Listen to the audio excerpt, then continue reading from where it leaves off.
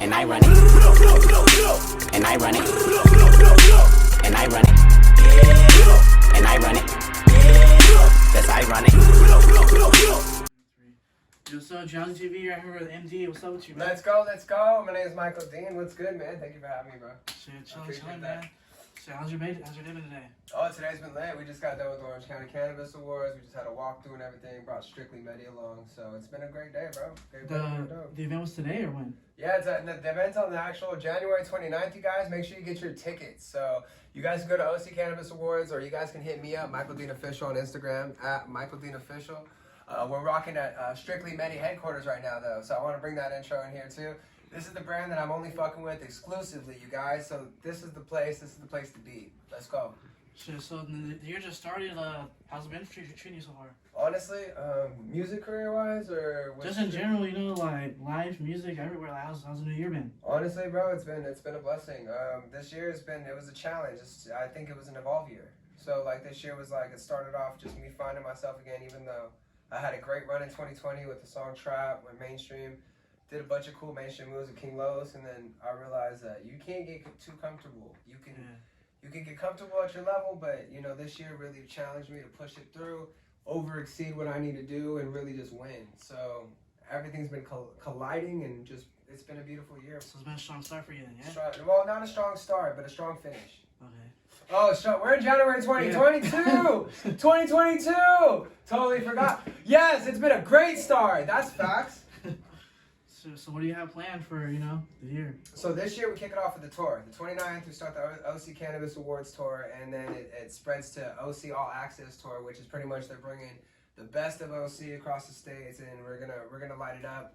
Also, Little Zan's all part of the tour too. Shout out to bro. I'm gonna be headlining with him, so it's gonna be dope. Cottonmouth Kings, Mike Jones, can't forget the legends. Can't forget the legends. Let's fucking go. Lunas, shout out to you, bro. I fuck with you. Let's get it. So I want to tell people a little bit about yourself. We know you make music, but like, what else do you do? You know? Well, so music, I do acting. I'm in I've actually had a lead supporting role in a movie called The Hawklips. You guys can find it on Amazon. My bad, we weren't cool enough for Netflix. I'm just kidding. But yeah, you can find it on there. It's called The Hawklips. So it's like hockey apocalypse collided with some zombies. It's funny. It's a good movie. You'll like it. Other than that, promoting for companies is not really my thing anymore. What I do is I now exclusive lock it in with brands. So if I really fuck with a certain brand, I rock with them. Like right now, this is a jersey.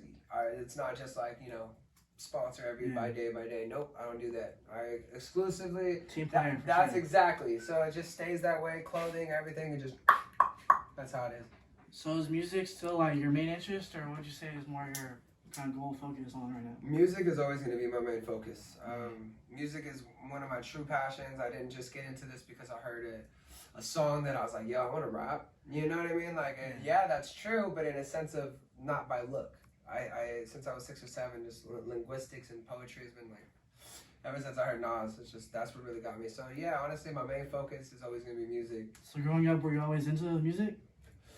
Honestly, when I was like 6 or 7, I heard Nas's One Mic and my brother's Ford Explorer. And when I heard that song, like Ricochet blast of fame, drops his Heineken. You know, Ricochet to mouth in the spots that I'm hiding in, blacking out. That poetry right there, I don't know what got into me at 6 or 7 that when I heard that, I just like, I have to be that way. Like, I like the way he's speaking. I didn't know what it was. And that's really how it started, bro. That's how I started music. So are you more into like the lyrical side of music then? Since like, you know, Nas is pretty poetic, like. I'm very poetic, I would say. Sorry to cut you off. Yeah. I got excited. But very poetic in the sense of like, I do think about what I say. Even freestyles, like you start training yourself so conditionally that you all of a sudden know how to put words together. Sometimes I see words that I don't want to go into that. Yeah. But that's true. I'll see them and I know what path I want to take with certain bars or analogies, metaphors on the spot, and that's a blessing. I think that's a gift, and I don't ever say that about myself. I'm not like that, but I see it, and I would say that's really, like, music's definitely going to be a passion. I would say a lyricist side for sure. Yeah. So with your music, is everything written, or do you freestyle, or yeah, depends on your mood? It really is not always a freestyle unless if I'm doing bar for bar punch-ins, that's a vibe. And that happens a lot lately. I think it just comes with like experience, but mostly my phone, it holds like entire notes of my life, and I could randomly, like, if you ask anyone around me in my circle, oh, you've seen, you know, I write poetry on my Instagram. That's what it is. Those aren't lyrics from a song or anything. If I take a blank picture of a black screen and then I'm like, hey, what, just my thoughts. That's what I do. That's what I like to do. So when did you first get into like music, like taking it seriously? Like when you're deciding, like, this is what I'm gonna do, music wise. Oh, music seriously? Yeah, I would say like I was 12 when I thought I was gonna do it seriously. But you know how that is. You're a kid. You still kind of dabble in the recording aspect. When I was like 19, I think that's when I was like, yo, I could do this. And about like this is one of those things that's like about me that's like different.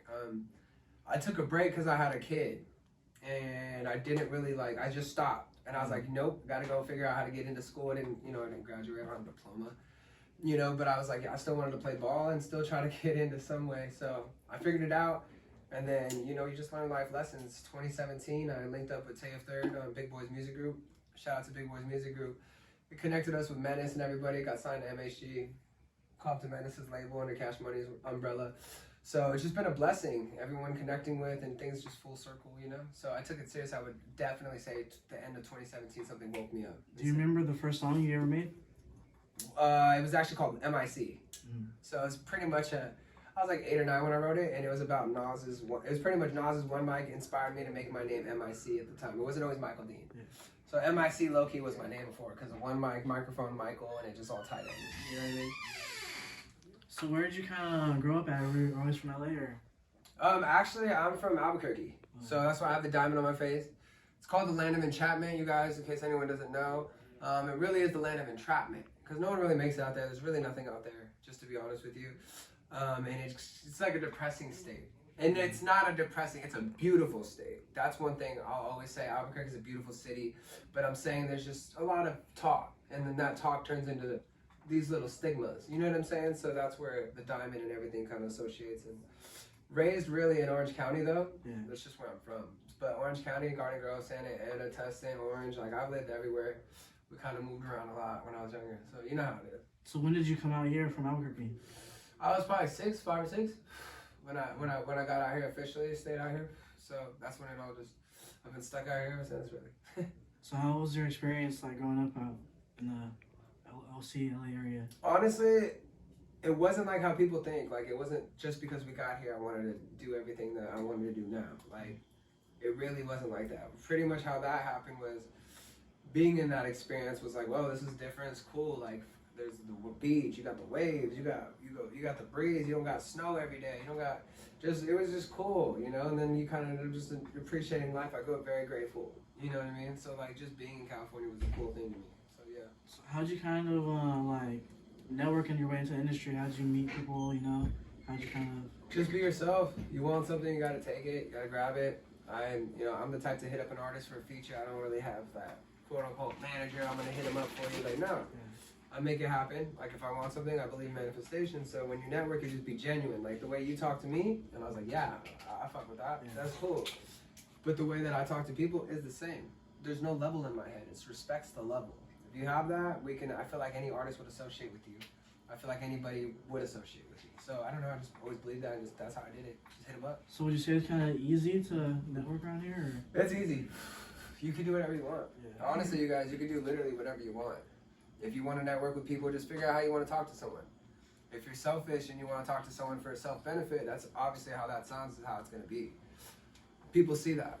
So just be yourselves, and that's how you make connections. You really got to love yourself first before you start branching off into things you love to do and really want to make a career. Because once you figure that part out, you'll understand. But networking is very key. So why don't you tell us a little bit about Strictly Medicated? How'd you kind of get connected with them? How'd you? I love them. What happened? How'd you kind of meet everyone get connected? Honestly, I low-key kind of forgot how it happened. I think they did. I think they hit me up. Not sure. I was about to ask the people in the background, right? No, just kidding. But no, I'm sure we contacted through Instagram. Really is how it happened. I was doing a lot of promotions for other company. I think they saw that. We talked. I think I reached back out and said, yeah, bro, I really love the brand. I looked into it first because you don't want to just jump on a sponsor and be like, but I can see where it was going. I saw it already. Because I'm good at marketing. That's another thing I do, guys. That's the only reason why I was going to help push. It wasn't supposed to be exclusive or none of that, actually, just to be 100%. But it ends up being how relationships work out with certain people and companies and brands. If they all fit and all the styles drip and you guys really do appreciate and like each other's work and quality. They just make great product, and they have a great businessman behind it. The CEO is a really awesome gentleman. Treats me with the most respect, and that's something you can't get everywhere you go. And that's why Strictly Medi they really do have the best of everything. So it's hand in hand with my lifestyle. So would you say you like kind of strictly only smoke their product, or? Yep. No, literally. If I ever need anything, I know they'll give it to me. But at the same time, I prefer it. If I go out of my way to buy something, I want to see this in the clinic. You get what I'm trying to say? Like if I have to call up a dispensary to deliver me something, I'll ask for Strictly Medi cards or pods. That's the only thing I carry now in my bag. You know what I mean? So you're a big supporter of kind of upcoming brands and stuff? I'm a big supporter of brands that believe in themselves that are also on an upcoming rise. Because it's different when, like, the owner started off kind of like me from the stories that we talk. We have, like, we've had some hearts, and he's pretty lit. Like, he has same mindset.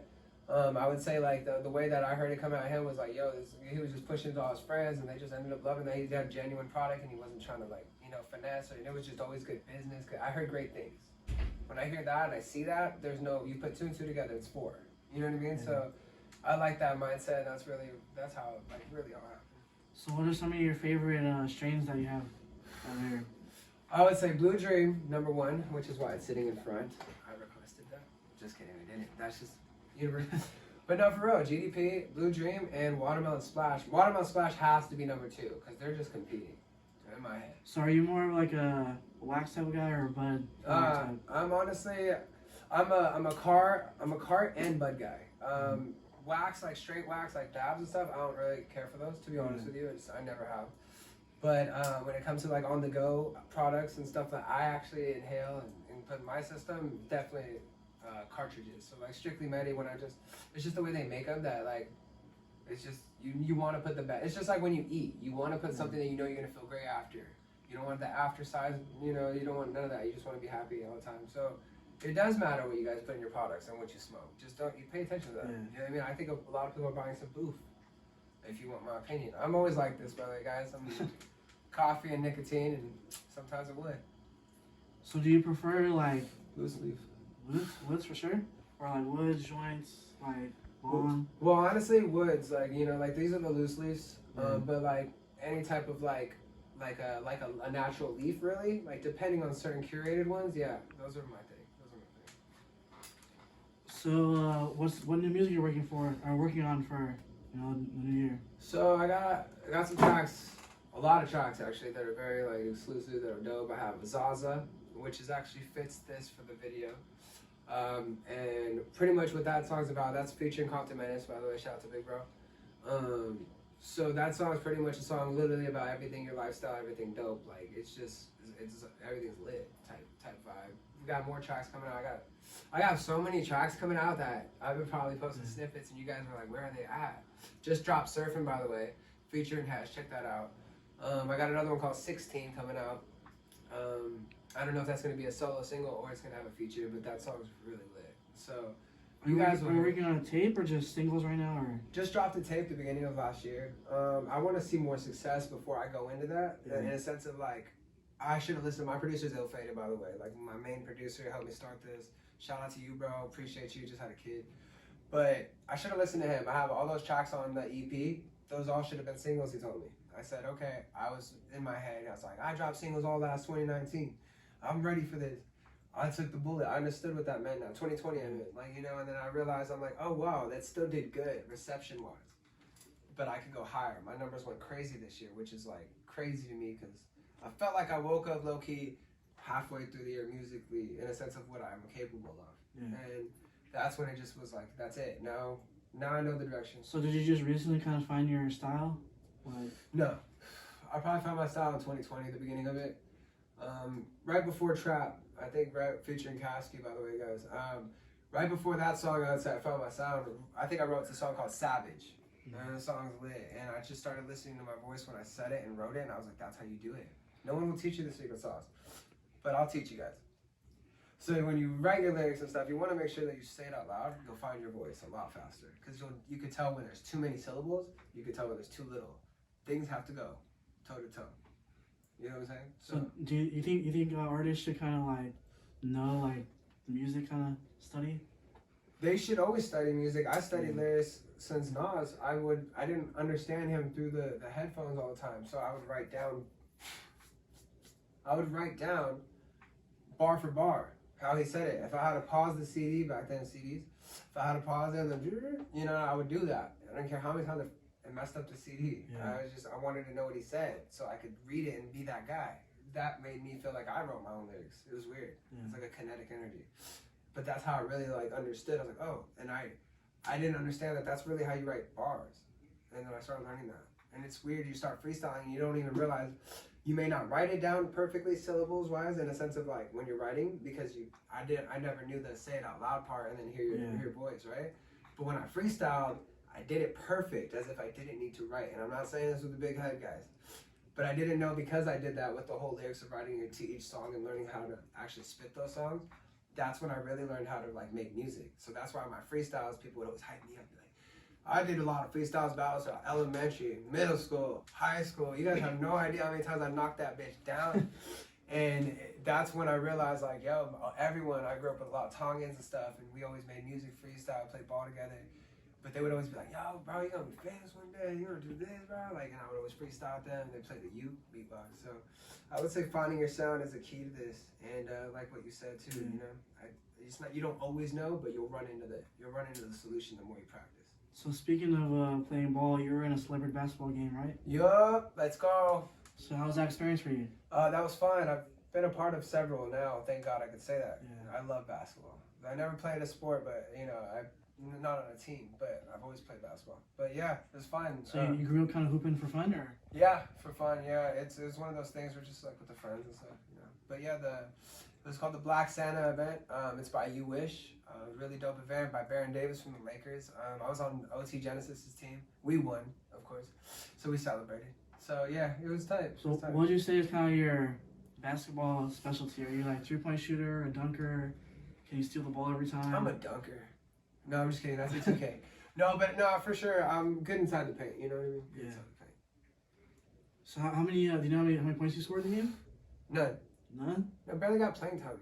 No, I'm just kidding. I shut up late. But no, just to be honest, I didn't really get a chance to shoot. But it was fun. Yeah. What's been your favorite event that you've been to? You kind of performed at, done?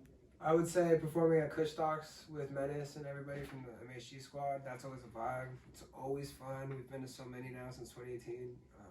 Kush Talk and OC Cannabis Awards. Those are the funnest events. For sure. How was the crowd's kind of energy when you popped out? Like, sheesh. They're going crazy, or? Honestly, it was insane. The first Kush Talk was a great impression for any artist that just got signed. That's when Kush Talks, before everything went legal fully in 2018, you know? Mm. And it was like 10,000 people, bro, in that stadium. And I've never seen so many phones, and I was so happy. I ran out there and started throwing Cali Green shirts, and shout out to Menace. Menace has always supported me. That was actually my personal brand. That was my first t-shirt, the company I printed. And bro would always rock it for me. I'd always put it at every event, every Kush Talk. Shout out to you, bro, because I just remember that. I think I have so many videos. I know when you see this, you know what I'm talking about. But yeah, that's tight. So yeah, I would say that energy there is really lit, honestly. What's your favorite song to perform? It changes. It changes. It depends on what song comes out, because I love all the new music I write. But the funnest one is trap. That one's fun. Even if I don't have Cass with me performing it, it's always fun to say his lyrics and keep going with it. It's just a fun song. It's back and forth fun, you know? Yeah. So you had any celebrity that you could like, or any artist you could collab with, who would you pick? Eminem. Eminem? Yeah. So were you like growing up as an Eminem fan, or? Yeah. Eminem and Nas. I grew up off them. Literally. You gotta give the GOATs the credit, and at the end of the day, I learned a lot from them. And Eminem's somebody I'd still aspire to work with, you know? Shout out to you, bro. Hit me up. So do you still kind of listen to old school music or new school music? Or just I've always been just a new hip hop head. I don't really like going back in time. Not even with the songs that came out like 5 years ago. I just like new music. So what's some advice you would give to someone that's kind of new coming into the game? Honestly, I would say for sure, be yourself. You never want to walk into a room talking or acting like something you're not. You never want to talk to other artists or anybody that you aspire to work with and show them something that they are not going to see all the time. You know, you want to be yourself. That's how you create yourself in a sense of an artist in this industry. I am comfortable now walking in any room. I can honestly say any stage, any crowd size, I'm comfortable. Comfortable. I just headlined a show in Albuquerque, November 27th. Comfortable. I don't think I haven't lived there, didn't grow up with anybody over there. Comfortable. I just had fun, and everyone.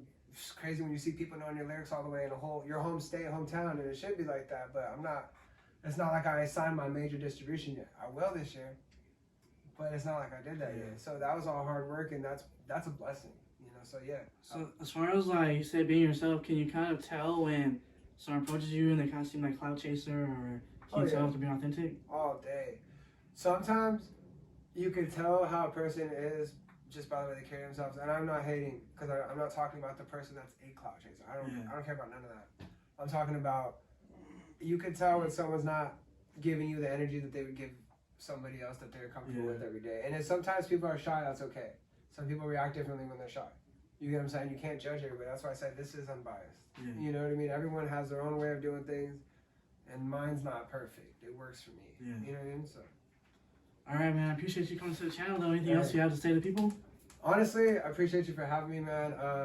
Thank you for coming down to Strictly Studios. Shout out to Strictly Medi. Thank you for having us here and making this dope setup for me and the guy. Awesome, Mr. Jazzy. Let's get it. I appreciate you, though, for real.